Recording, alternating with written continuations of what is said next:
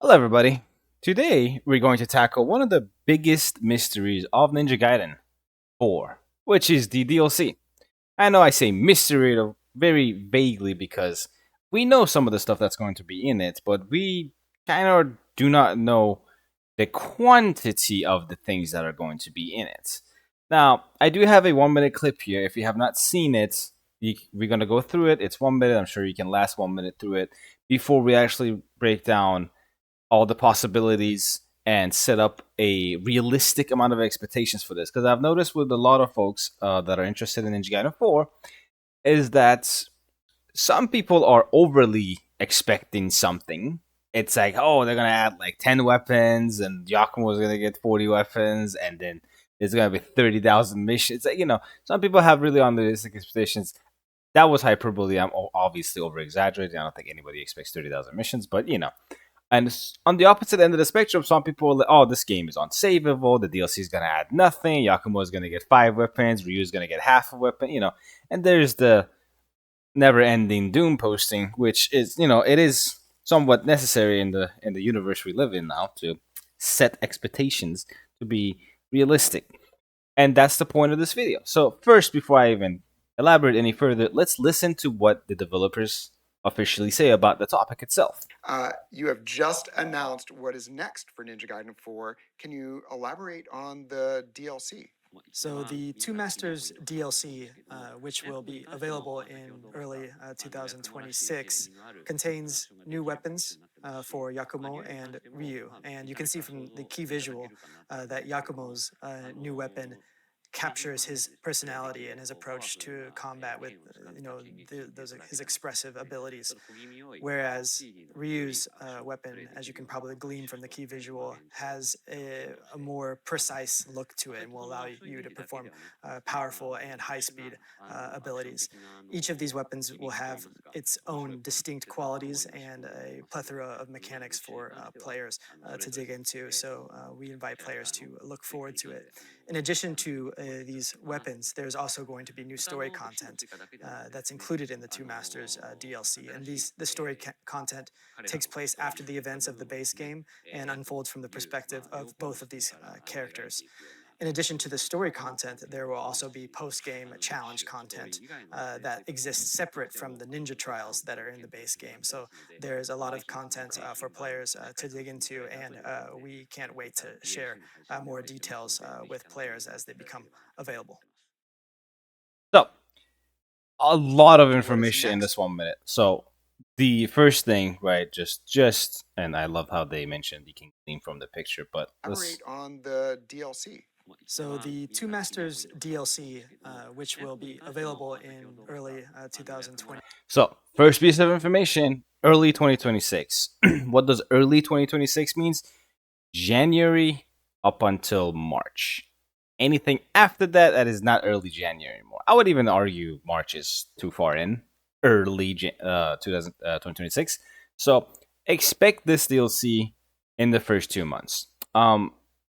Key point here in the very first trailer that they showed us at the very start of this year, so pretty much 1 year ago, we did see the in-game, well, not in-game, but in-engine uh, rig of these, well, Yakumo's scythe at the very least, not Ryu.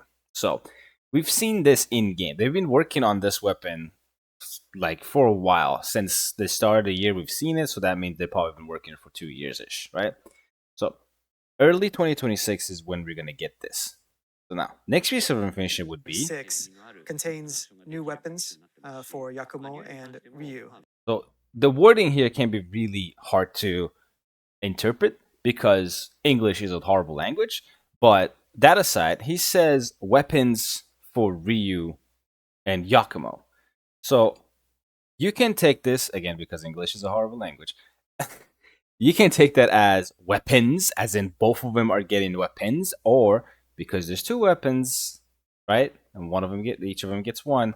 That's two weapons. Good. So that's up for interpretation. We don't know if there's going to be more than that. Um, I'll say this right now.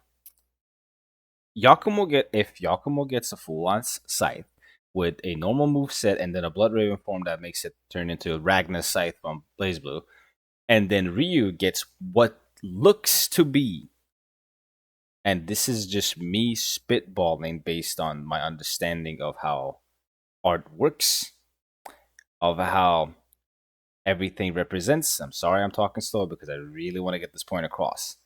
If you look at this weapon, one thing you'll notice that Ryu is in his Tonfa slash Falcon Talon stance. Right. But there is no leg pieces. So it kind of gets rid of the fact that this might be a Falcon Talons type of weapon. And then you realize that it has blades on it, so Tonfa might be the closer playstyle to this weapon. But then, the annoying thing that has been bothering me for a very long time is that one thing Ryu is missing in the base game right now is he is very limited when it comes to range attacks and dealing with enemies far up and especially in the air. And he has to rely on Nimpo or very careful positioning of wall jumping, grappling, or launching an enemy and jumping off of them, or guillotine throwing someone into the flying enemy. And as for the bosses that fly, Ryu flat out has nothing to deal with it besides Nimpo, because you can't really guillotine through a boss or enemies into a boss. Doesn't do any damage. So one thing visually you'll notice with this weapon is that it is a serpent dragon type of thing with blades on top of it and everything. Sure. But then it has this giant blade coming out of its mouth. Now, what do we know about dragons? They spit fire. They projectile, right? They shoot shit out of their mouth. So, one thing you'll notice here is that this blade looks distinctively a different color and material from the rest of this gauntlet, right? So, this might be a projectile weapon that Ryu gets. And I'll say this: if Yakumo gets, no matter how empty Yakumo's weapons feel, despite all the fluff on them, different topic. I've already talked about this, so I won't bring it up. If Yakumo gets a full-on couple of normal strings and then a whole ass blood raven form with a scythe, and all Ryu gets is shoot projectile with square, shoot bigger projectile with triangle, and that's it. I think that'll be the most disappointing thing, as people that have been waiting for Ryu to have an noteworthy weapon besides the dragon sword. So that is my worst case situation for this. Best case situation for this would be that Yakumo gets his sixth weapon, official sixth weapon, and Ryu is just showcasing that he gets this weapon, but there's other stuff in the back for him to match Yakumo's arsenal. Because he is the super ninja, by all means, he should be much more capable of dealing with everything and have more tools at his disposal than the new kid on the block. Granted, you could also argue that, hey, Ryu is such a badass, he only needs his dragon sword. Like, sure, that works, but that's boring. And someone with that type of power, as we've noticed with characters like Dante and Virgil, is that they just want new toys to play around because things are too boring because of how powerful they are. And Ryu is pretty much in that state that he's just too powerful for the verse now. That's why they've pushed in a new protagonist.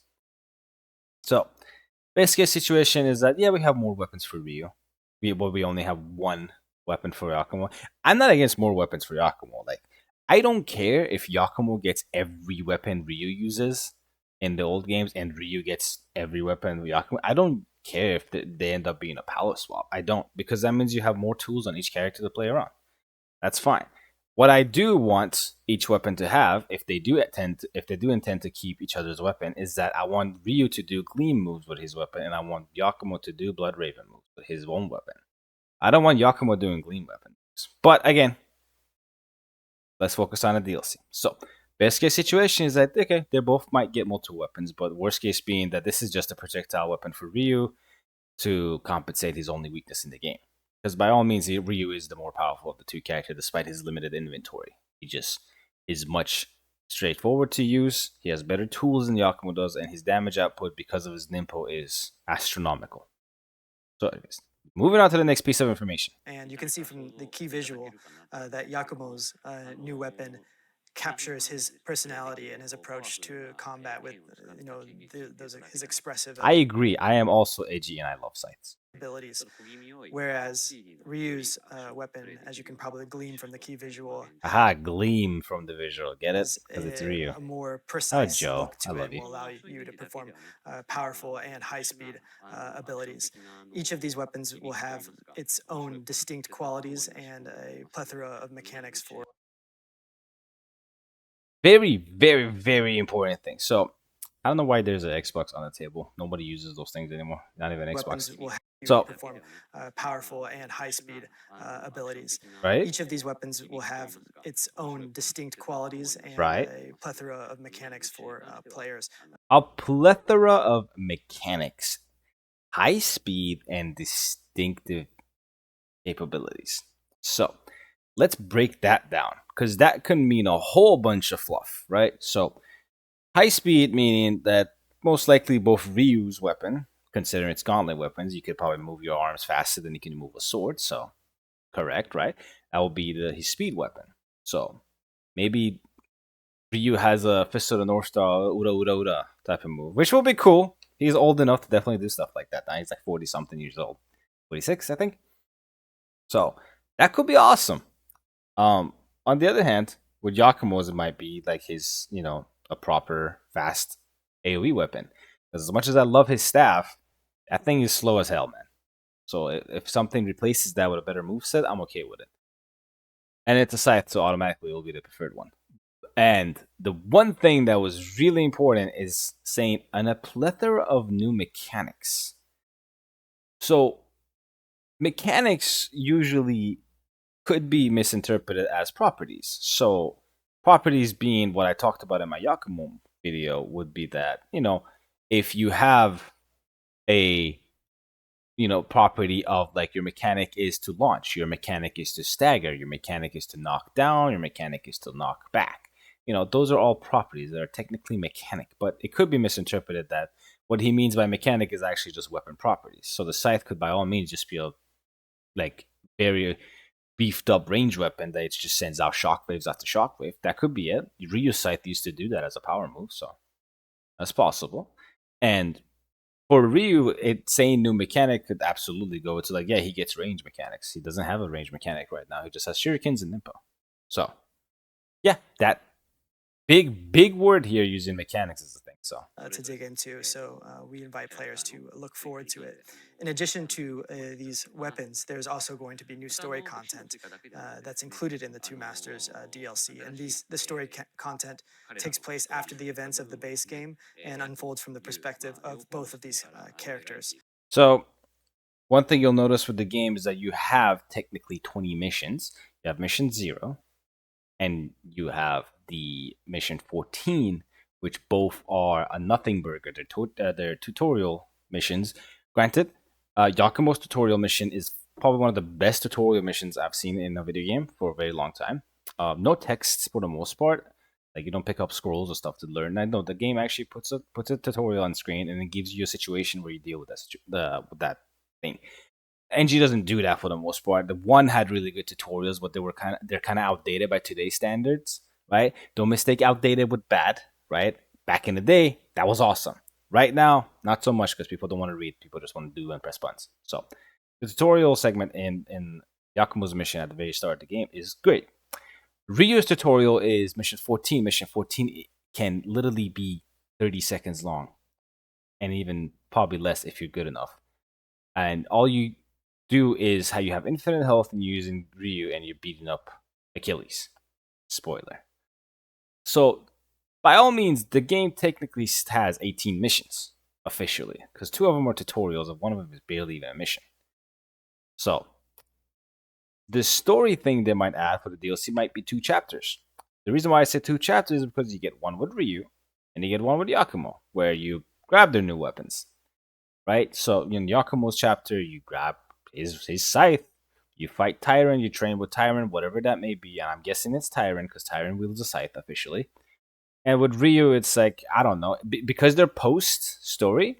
Maybe Tyrant's like, hey kid, you're like awesome now. You beat the Dark Dragon Sword by stealing Ryu's moveset and everything. So here, steal my moveset. This is a joke, by the way, so don't get mad in the comments. But yeah, right, Tyrant bestows upon Yakumo the coolest weapon ever created, which is a farming tool, his own scythe, and Yakumo's like, hey, let me Bud Raven this up. And that's his part. And for Ryu's like, hey, I'm bored, let me just grab this gauntlets. Cool, like, alright, bye, peace. And you might see Kagachi, because Kagachi's still alive, so it might be that. It might be practicing with Kagachi or something. Kagachi one arm boss battle. I don't know. I don't know what it might be. Hey, Ryu might fight himself again. Might fight his gauntlet version of himself. That'd be cool. So you might get 2 missions like that, right? More bosses. That's awesome. There's going to be. In addition to the story content, there will also be post-game challenge content that exists separate from the ninja trials that are in the base game. So there's a lot of content for players to dig into, and we can't wait to share more details with players as they. And I can't wait to not be able to use 90% of my character's moveset because ninja trials are other ass. And I say this very respectfully. The fact that most of the ninja trials just flat out prevent you from using new or old mechanics, it is quite horrible. And having them time gated is even worse. Having you health gated by having your health decrease is also just an artificial way to add a time gate to it. So I just hope you guys add actual ninja trials that lets you fight waves after waves of enemies till you clear it, and not just, hey, there's 40 enemies in the screen and you have 2 seconds to kill all of them. That's not fun. That's one of the big. I think the biggest downside of NG4 is the ninja trials. They are very, very, very Metal Gear Rising like, meaning that there's a 1 or 2 specific ways to beat this trial, and if you try it any other way, you'd have a horrible time, and it's definitely not going to be fun, and it's not even fun regardless of how many try it. So I hope the new trials they're adding have no limitations. They don't limit you by like, hey, can't use parries, can't block, can't jump, can't have sex, can't have half your controller. You don't have a card, like you can't use your house. You gotta go outside. It's like, don't know what the. I just hope there's no limitations on it. Just let me use my full characters, full capabilities, especially after providing me with 2 new weapons. It's like, imagine it's like, hey, can't use the new weapon in the new trial. It's like, cool, man. Fuck you too. So with that, I'm supposed to not swear in this video. So, hopefully the new trials are not limiting in any way. You can use Blood Raven, you can use Berserk, you can use all your weapons, you can use Nimpo, you can use everything. So we need more of those because the ninja trials are not fun. Boss trials are fun and Purgatory Gates are fun. Ninja trials, not so much. So I think we need ninja trials that are not limiting. It's not just me complaining about it. This is a complaint I've heard from everybody. There's like 1 person that retries the ninja trials after getting them, and that's probably just to get S rank, and that's it. That's just the 1 guy in the world right now doing that. Everybody else just plays Purgatory all the time. And they might add Purgatory Gates because 2 more missions. Like every mission has a Purgatory associated with it, besides mission 14 because it's not a mission technically. So yeah, 2 more Purgatory Gates. That makes a total of 19, and total of 19 Purgatory Gates, and that will be number 20 because we don't have a number 14 Purgatory Gate. So it goes for number 13 Purgatory Gate, skips 14 because we don't have one number 15. So we might have 20 Purgatory Gates total now. And they've talked about Ayane being like a thing. I don't know if it was just an appearance in the game or might be a playable character later, but I don't know how that one's gonna go. Considering the price of the game was a little bit steep compared to the hours you can get on it, I would like them to have a character for the DLC because if you are getting 1 weapon, if you're getting 1 weapon per character, so that's 2 things. You're getting 2 missions, that's 4 things. You get a couple of ninja trials, let's say 5 to be generous. It's like, that still doesn't. If 19 missions were worth $80, I think adding another character on top of it would be nice because it is a $20 DLC. So. Well, again, we don't know the specifics. We just know general details. So we don't know how many weapons there are going to be, but the wording points to weapons. So take that with everyone. If there's a Japanese speaker, and if you have a version of this in the Japanese, good old Nihon language, if you have that, translate it and tell me if there's a pearl used. It's in multiple or just singular for each character, if there is one at least.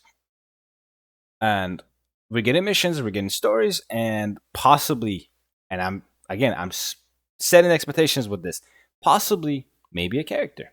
So uh, there is a lot of you in this comments that want stuff, right?